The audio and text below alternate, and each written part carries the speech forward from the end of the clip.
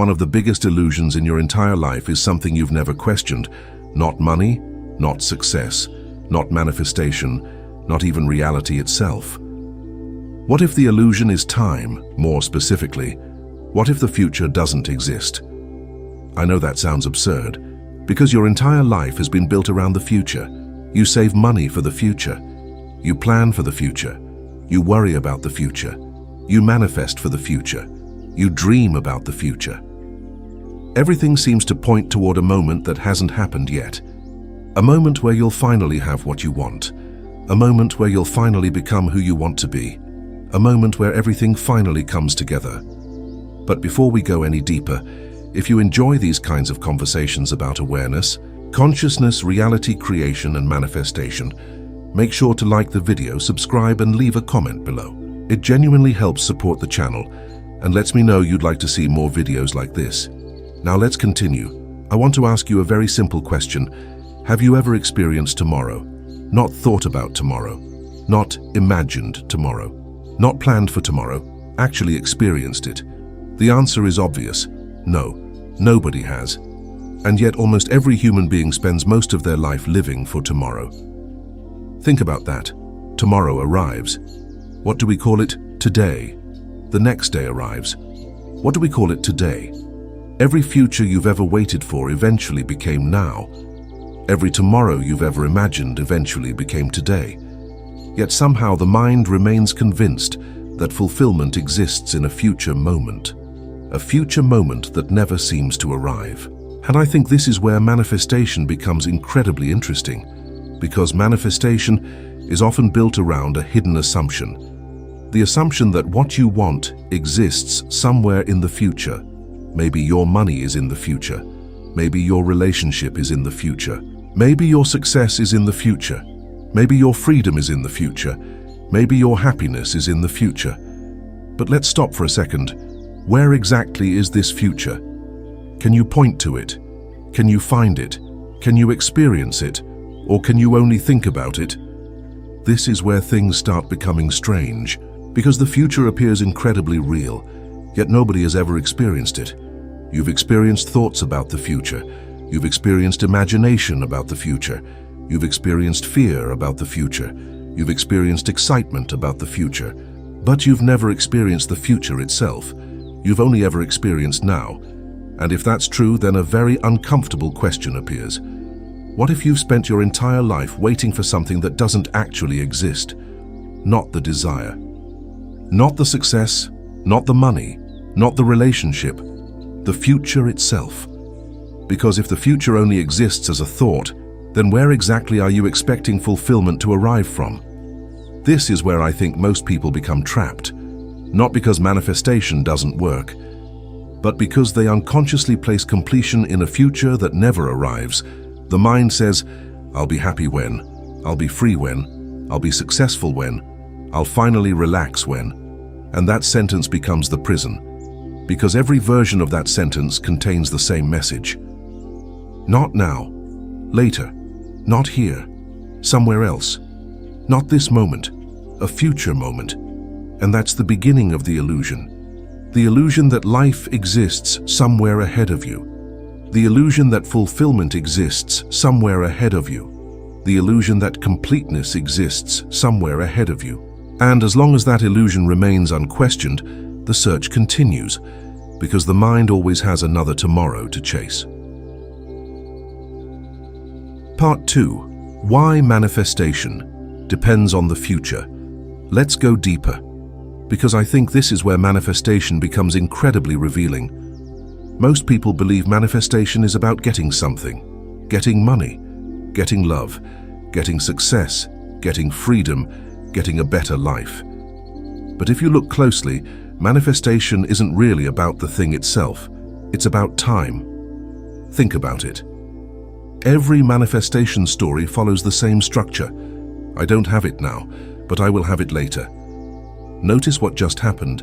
The desire wasn't simply created, it was placed in the future, and from that moment forward, the mind begins living in two different worlds. The world that exists now, and the world that is imagined later. The current reality, and the desired reality. The present self, and the future self, the version that lacks and the version that has, and manifestation becomes the bridge connecting the two. This sounds harmless. In fact, it sounds logical, but I want you to notice something. The bridge only exists because the mind believes there is distance. Distance between where you are and where you want to be.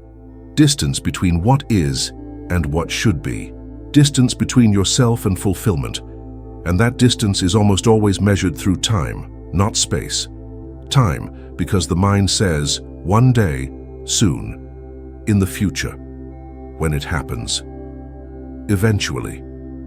Those words seem innocent, but they carry an enormous assumption. The assumption that fulfillment is not here, the assumption that completeness is not here, the assumption that life itself is not fully available now. Instead, it exists somewhere ahead, somewhere waiting, somewhere in the future.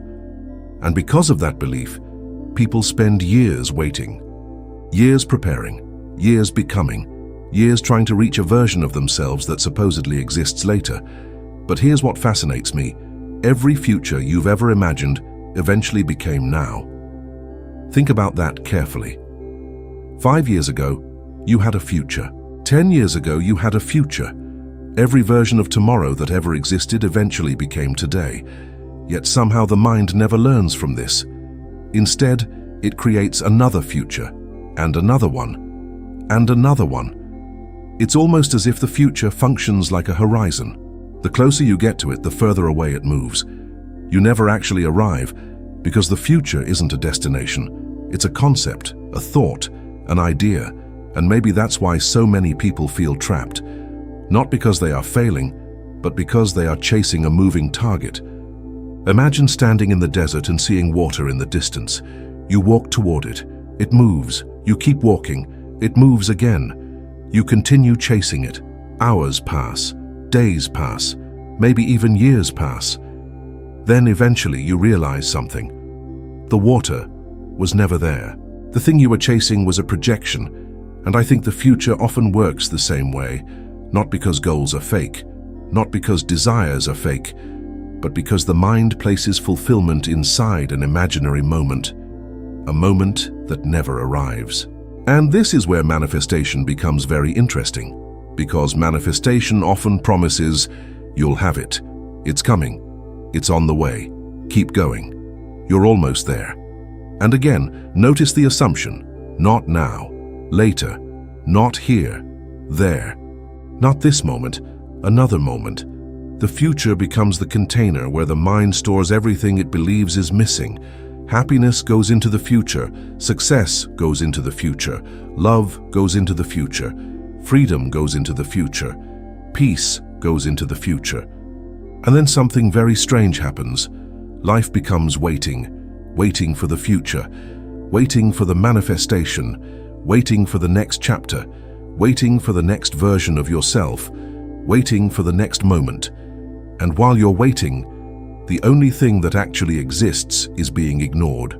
Now, the present moment becomes nothing more than a hallway, a temporary place, a stepping stone, a bridge towards somewhere else. But what if that's the illusion? What if the future isn't where fulfillment exists? What if the future is where the mind hides fulfillment? Think about that. What if the future is simply a psychological location where the mind stores everything it believes it doesn't currently have? Because if that's true, then manifestation isn't revealing abundance. It's revealing assumptions. It's revealing what you believe is missing. It's revealing where you've hidden your sense of completeness. And that's why the future becomes so seductive, because the future promises everything. The future promises peace. The future promises happiness. The future promises freedom. The future promises arrival. But there is one problem. The future never arrives, only now exists, only now has ever existed. And once you begin seeing that, an entirely new question appears. If fulfillment cannot exist in a future that never arrives, then where does it actually exist? And that's where the conversation starts becoming much deeper than manifestation itself. Part 3. The future is where the mind hides completeness. Let's take this one step further. because I don't think the future is just a concept. I think the future serves a psychological purpose. I think the future is where the mind hides everything it believes it doesn't currently have. Think about it. When somebody says, "I'll be happy when I get more money," where is happiness in the future? When somebody says, "I'll finally feel complete when I find the right relationship," where is completeness in the future? When somebody says, "I'll finally relax when I become successful," where is peace in the future? Notice the pattern. The mind takes a feeling that could only ever exist now, and places it into a future moment. Then it spends years trying to reach that moment. This is one of the strangest things human beings do, because nobody actually wants money. I know that sounds controversial, but stay with me. People think they want money, but what they really want is what they believe money will give them: security, freedom, peace, comfort, certainty. The feeling matters more than the object. The same thing happens with relationships. Most people don't actually want a relationship. They want what they believe the relationship will make them feel: loved, accepted, safe, valued, complete. Again, the feeling matters more than the object, and the same thing happens with success. People think they want success, but what they really want is what they believe success will provide: recognition, freedom, validation, confidence, worth. The feeling matters more than the achievement, and this is where things become incredibly important, because the mind takes these feelings and stores them in the future.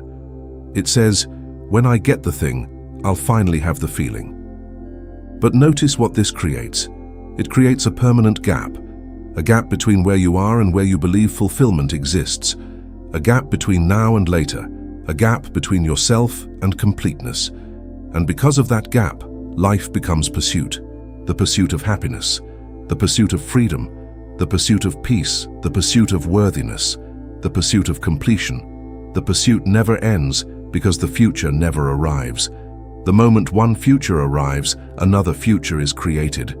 You finally get the money. Then you need more. You finally get the relationship. Then you worry about keeping it. You finally become successful. Then you create a new definition of success. The finish line moves again and again and again. This is why so many people feel trapped inside achievement.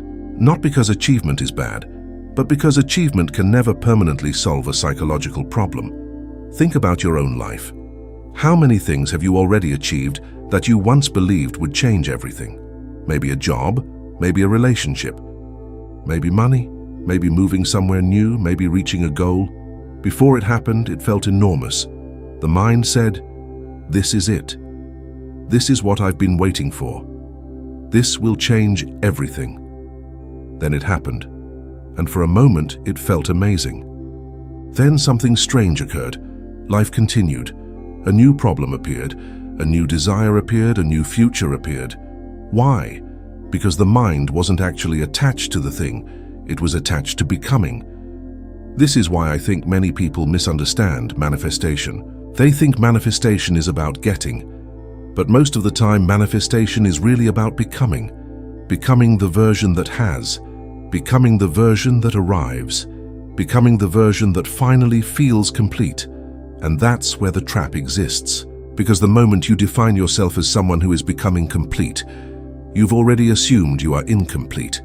The future becomes necessary. The future becomes your salvation. The future becomes your hope. The future becomes your answer. But what if the future isn't the answer? What if the future is the hiding place? What if the future is where the mind stores completeness because it cannot imagine completeness existing now? That changes everything, because now we're no longer talking about manifestation. We're talking about identity. We're talking about the belief that something is missing.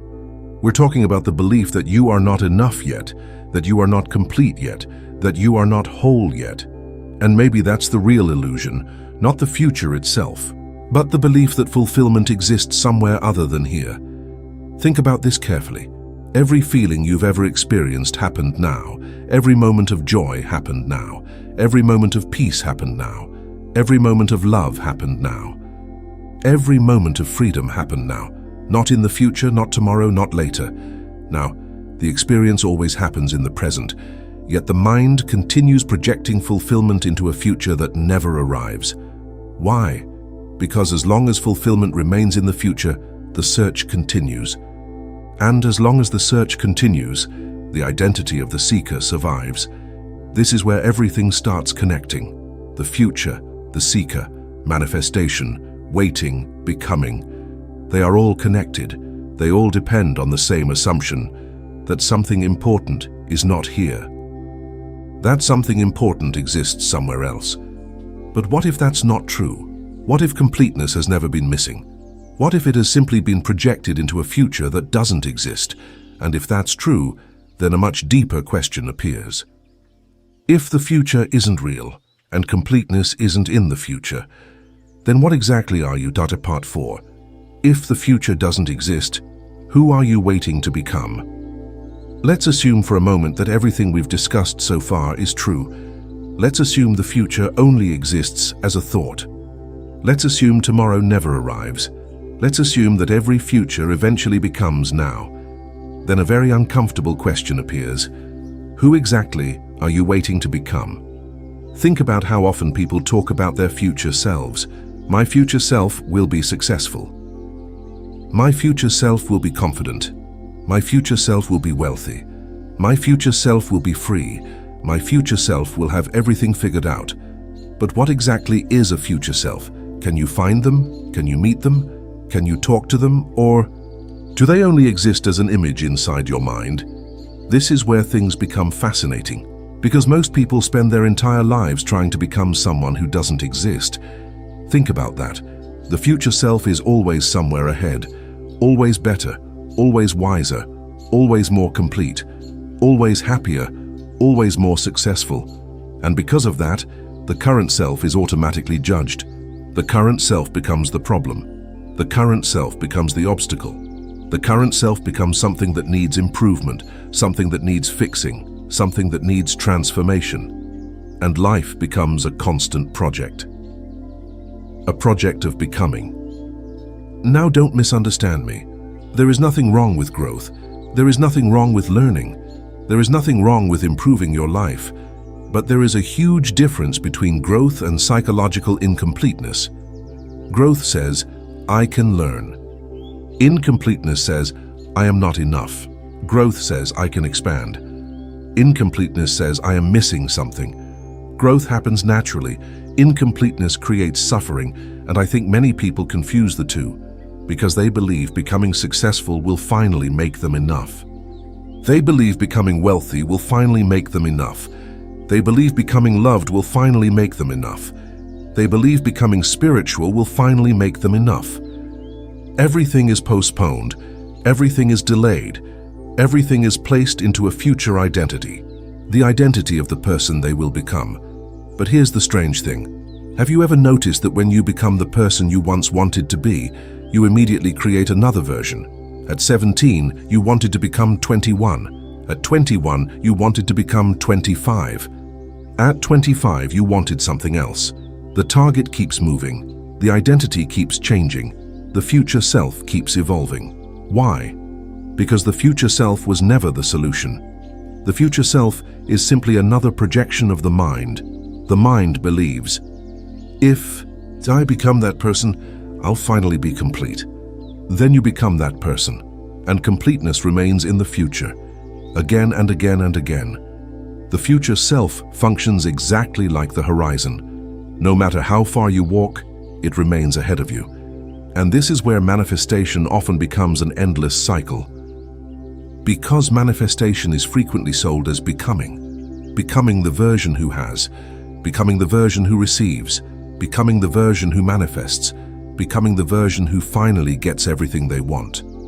But what if the version you're trying to become is just another horizon? What if the future self is simply another way the mind avoids the present? Because if completeness is always later, you never have to confront the possibility that completeness might already be here. That idea is terrifying to the mind, because if completeness is already here, then the search loses its purpose. The chase loses its purpose. The becoming loses its purpose. The seeker loses its purpose, and this is where the ego becomes uncomfortable, because the ego survives through becoming. The ego is always moving, always improving, always comparing, always measuring, always trying to become more successful, more spiritual, more attractive, more wealthy, more enlightened. The ego doesn't live in now. The ego lives in next achievement, next goal, next chapter, next manifestation, next version of you, and that's why the future feels so important, because the future is where the ego lives. But awareness is different. Awareness doesn't need a future. Awareness doesn't need a next version. Awareness doesn't need completion. Awareness already is. Think about that. Before every goal, awareness was here. Before every desire, awareness was here. Before every dream, awareness was here. After every achievement, awareness remained. After every success, awareness remained. After every disappointment, awareness remained. Awareness doesn't become. Awareness observes becoming. And maybe that's the shift. Maybe the deepest realization isn't becoming your future self. Maybe it's recognizing that the thing you truly are has never been waiting to become anything.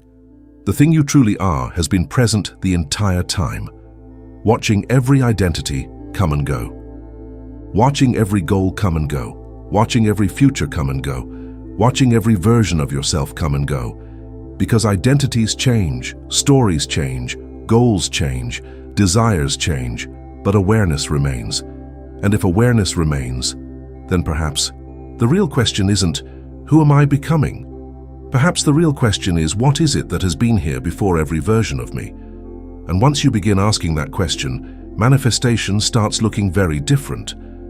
Because now you're no longer trying to become someone, you're trying to understand what you already are. And that takes us to an even deeper realization. If awareness is already complete, then what exactly is missing? Part 5. Awareness cannot lack if. You've followed the argument this far.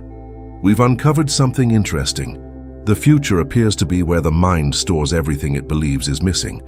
Happiness is placed into the future. Success is placed into the future. Freedom is placed into the future. Love is placed into the future. Completion is placed into the future. Then the mind spends years trying to reach it. But now we arrive at the most important question in the entire video. Who is it that believes something is missing? Think about that carefully. Not the object, not the desire, not the goal. Who is the one? Experiencing the feeling of lack? Most people would answer me. But what exactly is that me? Is it your thoughts, your personality, your story, your memories, your circumstances, or is it something deeper?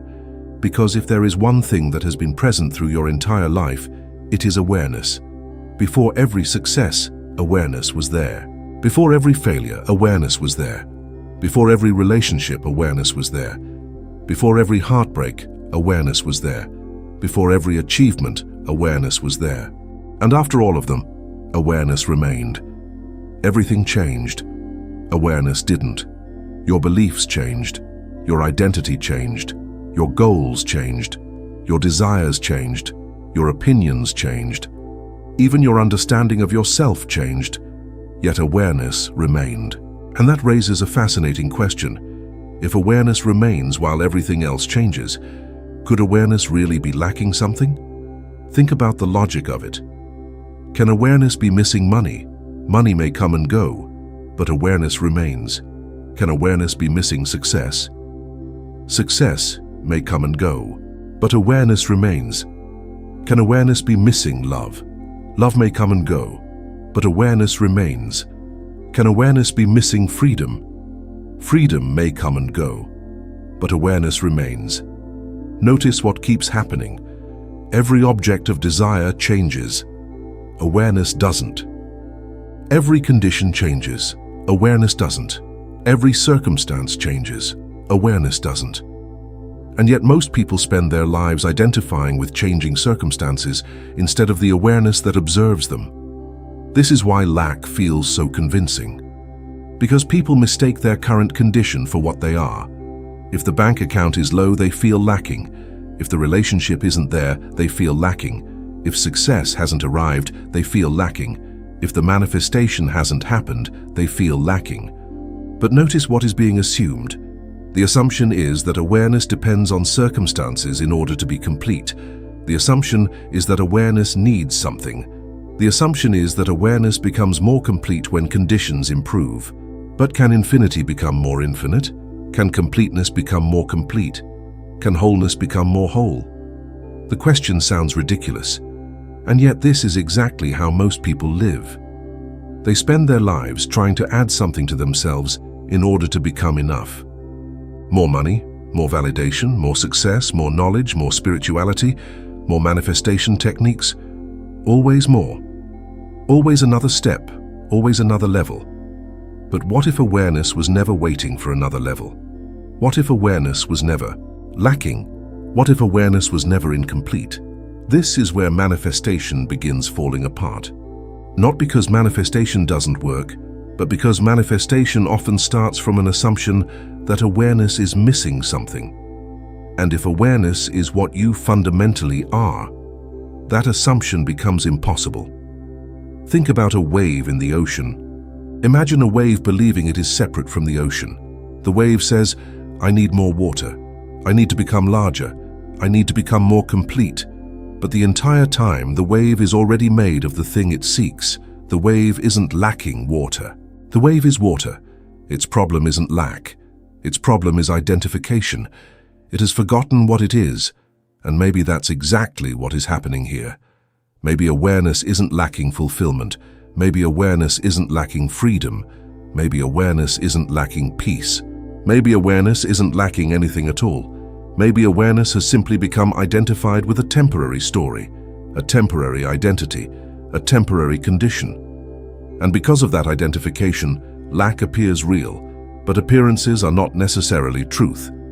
A cloud may temporarily hide the sun. That doesn't mean the sun disappeared. A wave may temporarily appear separate from the ocean. That doesn't mean separation actually occurred. A thought may temporarily create the feeling of lack. That doesn't mean lack is fundamentally real.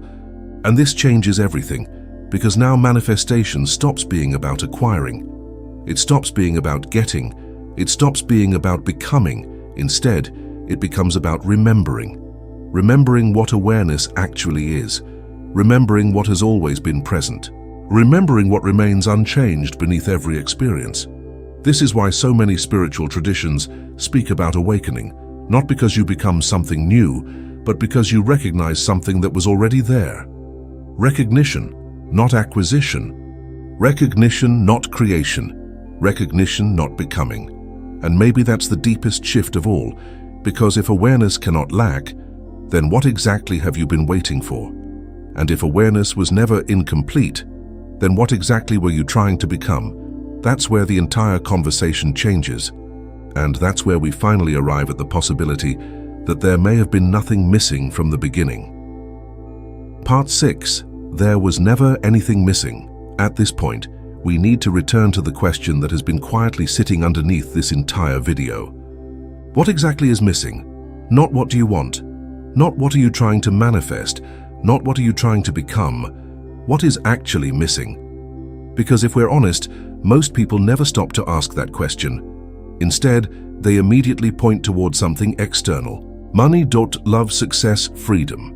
A better life, a different reality. But let's slow down. Imagine for a moment that you received everything you've ever wanted. The money arrives, the relationship arrives, the success arrives, the recognition arrives, the freedom arrives. Everything. What would you finally have that you believe you don't currently have? Think about that carefully. Most people would answer with a feeling. Peace, security, certainty, worthiness, love, completion. Not the object. The feeling. The object is simply the vehicle. The feeling is the destination. And that's important, because it reveals something very strange. People spend years chasing objects while actually searching for feelings. They spend years chasing manifestations while actually searching for completion. And yet completion is the one thing they continue placing into the future. This is why the search becomes endless, not because the desires are wrong, but because the mind keeps assuming that completion exists somewhere else, somewhere later, somewhere ahead, somewhere in the future. And as long as completeness remains in the future, the search must continue. Think about how many different versions of the future you've already lived through. 5 years ago, there was a future. 10 years ago, there was a future. 15 years ago, there was a future. Each one promised something. Each one suggested that life would finally begin once you arrived. Yet here you are, still here, still now, still experiencing the same present moment that has always been present. And somehow the mind creates another future, another destination, another horizon, another version of yourself that supposedly contains the answer. But what if the answer was never there? What if the answer was never in the future? What if the answer was hidden inside the assumption that it was? This is where manifestation becomes fascinating, because manifestation often appears to be about creation, creating abundance, creating success, creating relationships, creating opportunities. But maybe manifestation isn't actually revealing what you can create. Maybe it's revealing what you believe is missing. Think about that. Every desire points toward an assumption. Every goal points toward an assumption. Every manifestation points toward an assumption. And the assumption is usually the same. I will be complete when, fill in the blank. I will be complete when I make more money. I will be complete when I find love. I will be complete when I become successful. I will be complete when my manifestation arrives. The object changes. The assumption stays the same. And that's why the search continues, because the mind is not really searching for money. The mind is searching for completion. The mind is searching for certainty. The mind is searching for permanence. The mind is searching for an ending. But there is a problem. No external object can permanently solve an internal assumption. No achievement can permanently convince someone they are enough. No amount of money can permanently convince someone they are complete. No relationship can permanently convince someone they are whole, because the assumption simply moves, the future simply moves, the horizon simply moves, and the seeker continues searching. This is why manifestation can become addictive. Not because manifestation is bad, but because becoming is addictive. The mind loves becoming. The mind loves progress. The mind loves movement. The mind loves the promise that fulfillment exists just around the corner. The next goal, the next achievement, the next breakthrough, the next manifestation, the next version of you, always next, never now. But let's imagine something different. Let's imagine that there was never anything missing, not because you already have every object you desire, not because your circumstances are perfect, not because life suddenly changes, but because awareness itself was never lacking. Think about the implications of that. If awareness was never lacking, then what exactly has been searching? If awareness was never incomplete, then what exactly has been trying to become complete? If awareness was never broken, then what exactly has been trying to fix itself? The answer is uncomfortable. The identity, the story, the image of yourself, the seeker, the one who believes they are separate from what they seek. And perhaps that's why the search feels so real, because the seeker itself is built from the belief in separation, the belief that there is me here, and fulfillment there, me here, and success there, me here, and peace there, me here, and completion there. The entire structure depends on distance. The entire structure depends on time. The entire structure depends on becoming. Remove the distance, remove the future, remove the assumption. And something extraordinary happens. The seeker begins collapsing, not because you found what you were looking for, but because you begin questioning whether it was ever missing. And that is a very different realization. Because now fulfillment is not an achievement, it's not a reward, it's not a destination, it's not a manifestation, it's a recognition that awareness was present before every desire, during every desire, and after every desire. A recognition that what you fundamentally are has never been waiting to become complete. A recognition that the thing you've been chasing may have been the thing doing the chasing all along. And maybe that's the deepest irony. The thing you've spent your life trying to reach cannot be reached. because it was never separate from you. The thing you've spent your life trying to become cannot be become because it was never absent. The thing you've spent your life waiting for cannot arrive because it never left. And if that's true, then perhaps there was never anything missing from the beginning, only the belief that there was. Part 7. The future never arrives. Let's go back to the question we started with. Have you ever experienced tomorrow, not thought about it, not imagined it, not planned for it, not worried about it, actually experienced it? The answer is still the same. No, nobody has. And yet almost every human being spends their life waiting for it. Waiting for tomorrow. Waiting for the next chapter. Waiting for the next breakthrough. Waiting for the next version of themselves. Waiting for the next manifestation. Waiting for the moment everything finally makes sense. And maybe that's why so many people feel exhausted, not because life is difficult, not because manifestation is difficult, but because waiting is exhausting. Think about how much energy goes into waiting.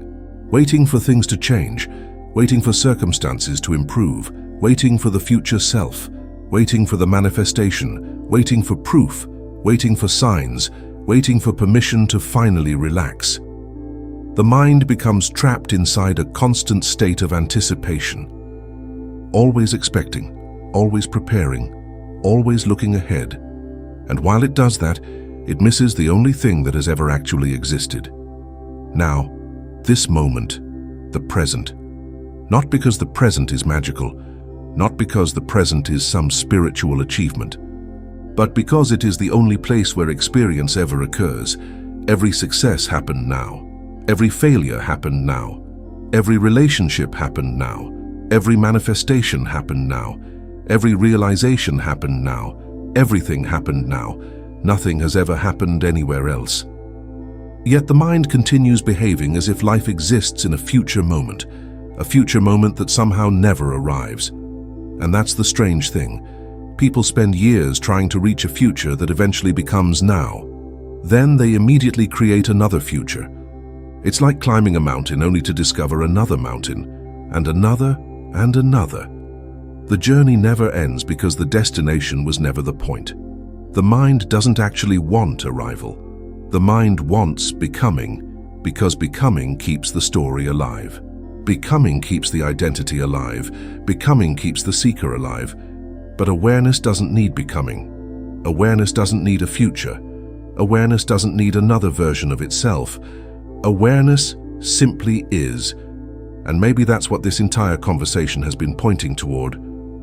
Not a technique, not a method, not a manifestation strategy, a recognition that perhaps the future has been carrying a burden it was never meant to carry. The burden of your happiness, the burden of your freedom, the burden of your completeness, the burden of your worth, the burden of your peace. For years, maybe even decades, the mind has been placing these things into tomorrow, and tomorrow keeps disappearing, because every tomorrow becomes today, every future becomes present, every destination becomes now. And eventually a question appears: if every future becomes now, why am I still waiting? Maybe that's the question worth exploring, because perhaps the future was never the answer. Perhaps the future was the hiding place, the place where the mind stored everything it believed was missing. The place where it hid fulfillment, the place where it hid freedom, the place where it hid completion. And the moment you begin questioning that, the search starts changing. Not because your life suddenly transforms, not because every desire instantly disappears, not because circumstances no longer matter, but because the assumption underneath the search begins dissolving. The assumption that something important is not here. The assumption that life is somewhere else. The assumption that completeness exists later. And maybe that's the deepest realization of all. Not that you'll eventually arrive. Not that you'll eventually become. Not that you'll eventually manifest. But that what you are has been present through the entire journey, before every desire, during every desire, after every desire, before every future, during every future, after every future, always here, always now. And maybe that's why the future feels so elusive. Because the thing you've been looking for was never hiding there. It was hiding behind the belief that it was. So let me leave you with a question, a genuine question. If you have never experienced the future, and if every future you've ever waited for eventually became now, then what exactly are you waiting for? Let me know your thoughts in the comments below. I read every comment, and I genuinely love to hear your perspective. And if you enjoyed this video, don't forget to like, subscribe, and share it with someone who might need to hear it. Thank you for watching, and I'll see you in the next one.